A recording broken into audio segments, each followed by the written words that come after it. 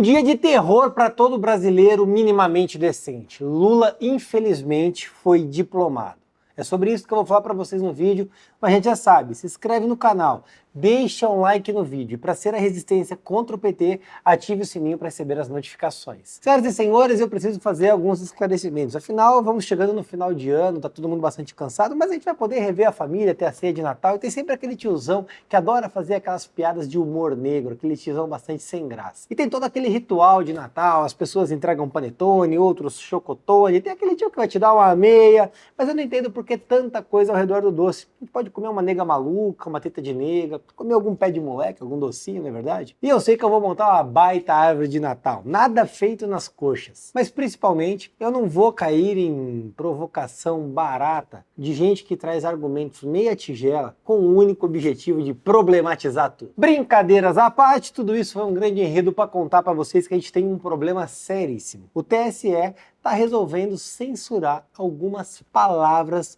do vernáculo, da gramática brasileira. Segundo eles, essas palavras teriam conotação racista e por conta disso deveriam ser retiradas do vocabulário, o que é lamentável, afinal de contas as palavras são construídas. Você deve se lembrar que há pouco tempo atrás queriam excluir, por exemplo, o texto em negrito, dizendo que isso era uma ofensa racial. E você não pode mais dizer que vai esclarecer alguma coisa, porque esclarecer seria errado, como se tivesse alguma conotação racista, quando na realidade é simplesmente uma palavra, construída ao longo da evolução da língua portuguesa. E no começo desse vídeo eu já contextualizei algumas, como esclarecimento, humor negro, nega maluca, teta de nega, meia tigela, feito nas coxas. Existem outras, inclusive, que eles querem incluir, como por exemplo, criado mudo, entre outras tantas. Mas eu vou tentar esclarecer para vocês um fato, e agora sem qualquer piadinha ao longo da palavra, simplesmente usando o vocabulário mesmo. O ponto é que esclarecer não é uma expressão problemática, mas segundo o TSE pode ser, porque abrindo aspas para o TSE, a palavra esclarecer traz em si o sentido de oposição à ausência de luz, que gera dificuldade de enxergar. Mas, segundo o TSE, a palavra também não deve ser usada, pois nela, abrindo aspas, embute-se nela o racismo, a partir do instante em que transmite a ideia de que a compreensão de algo só pode ocorrer sob as bênçãos da claridade, da branquitude, mantendo no campo da dúvida e do desconhecimento as coisas negras. Quando na realidade o que não é claro é obscuro. Eu vou te dar uma outra diferença, por exemplo. A palavra latente e patente. Todo mundo confunde, inclusive, fala o que é latente e o que é patente. O que é latente é o que está oculto, ele está latente, ele não é evidente. O que é evidente, por exemplo, é esse computador. Ele é patente, ele está na sua tela. Latente é o meu celular, que está escondido aqui atrás. Só que isso simplesmente vem do vernáculo, é igual esclarecer ou estar obscuro. O que está obscuro é o que não está claro, não está evidente. E o que está esclarecido é o que tinha alguma dúvida sobre aquilo e foi sanado. Porém, eles querem reescrever a língua portuguesa e dar outra conotação a palavras que não têm qualquer definição injuriosa. Esclarecer ou escurecer, obscurecer, tanto faz. Quando a gente coloca isso no contexto de boa-fé, não há qualquer mácula, a identidade de qualquer um. Infelizmente, são pessoas curiosamente brancas, que querem problematizar coisas que não trazem problemas, problemas que não existem, simplesmente para poderem lacrar. E isso é lamentável, isso é vergonhoso, porque no final do dia o que eles fazem é separar a população e jogar uns contra os outros. Se a gente vive num país de igualdade, o primeiro ponto é que a gente tem que tratar todo mundo sob o mesmo prisma, com a mesma igualdade, e não problematizando palavras e dando a intenção de que elas vão ser excluídas do vocabulário. Não é mudando o vocabulário que você vai acabar com o racismo, muito pelo contrário, você acaba incentivando. É justamente no oposto disso. Explicando sobre os malefícios de uma conduta racial, explicando sobre os problemas de uma conduta racial, e explicando para as pessoas que todos são iguais, que a gente cura essa ferida na sociedade. Mas aparentemente a elite política, a elite do judiciário não pensam assim. Mas curiosamente não é só nas convenções do PT que existe isso. Eu olhei aqui uma nota de uma universidade pública, a Universidade Federal do Recôncavo da Bahia. Vou colocar a notinha aqui no canto para vocês darem uma olhada. Nota de esclarecimento e ou escurecimento. A Comissão Eleitoral do CCE vem por meio desse documento, blá, blá, blá, blá. Bicho, o que é escurecimento? Da onde eles tiraram isso?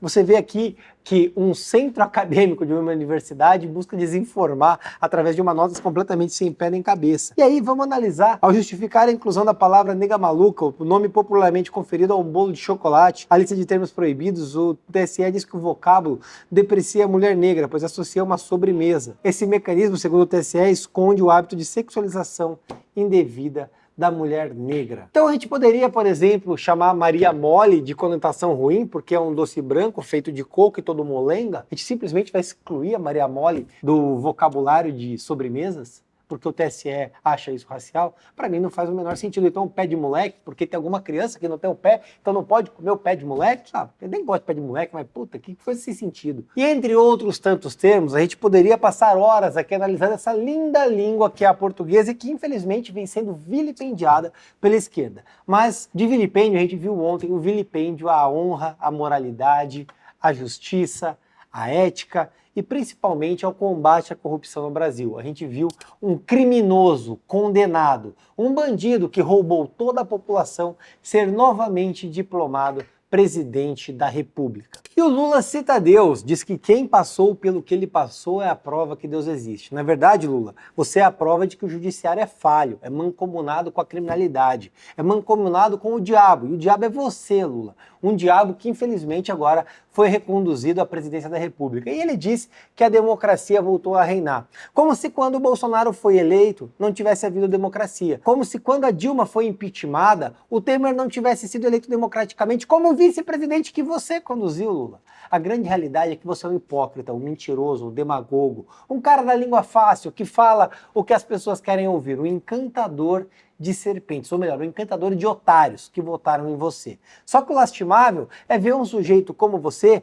cujo único diploma foi o de presidente da República, conduzido por conta de todo um arcabouço que houve lá em 2002, agora reconduzido por conta de um mesmo arcabouço, todavia arranjado com as mais altas cortes do país, com uma manobra judicial para que você fosse eleito. Lastimável, nada mais vergonhoso para a história do Brasil. E sabe quem está muito feliz, inclusive, com a posse desse bandido? Os ministros que ele já nomeou, ou melhor, disse que vai nomear. E dá uma olhadinha na lista. Começa pelo Rui Costa, do PT, que vai para a Casa Civil. Casa Civil é o responsável pelo diálogo, pela articulação política. E é ele que vai articular com a Câmara dos Deputados o orçamento secreto. É ele que vai articular com todo o parlamento aquele toma lá da cá de sempre que o PT capitaneou. E aí vem a grande tragédia. A gente vê na Fazenda Fernando Haddad, o pior prefeito de São Paulo, um cara que não entende nada de economia, que fez um trabalho sobre a economia de Karl Marx. Vai ser o ministro da Fazenda. Pode esperar que vai ter causa. Eu não vou me alongar demais sobre o Haddad, porque já gravei, e agora tô puto com esse filho da mãe que vai ser nomeado ministro da Fazenda do nosso país. Na Justiça, Flávio Dino, ex-governador do Maranhão, ex-filiado ao PCdoB, um comunista que ostentava foice e martelo, que infelizmente foi nomeado para o Ministério da Justiça, que outrora já teve nomes como Sérgio Moro, e que agora, infelizmente, tem um sujeito que, inclusive, quer desarmar toda a população, quer revogar os decretos de armas para que você fique desarmado, enquanto o MST e toda a quadrilha que apoia o PT vai invadir a tua casa. Na defesa, ele indicou José Múcio Monteiro e Mauro Vieira, ex-chanceler da Dilma, também ministro. Lula já indicou 5 ministros. Os outros 30, talvez ele vai esperar sair dia de Natal, afinal de contas os comparsas dele estão dentro da cela.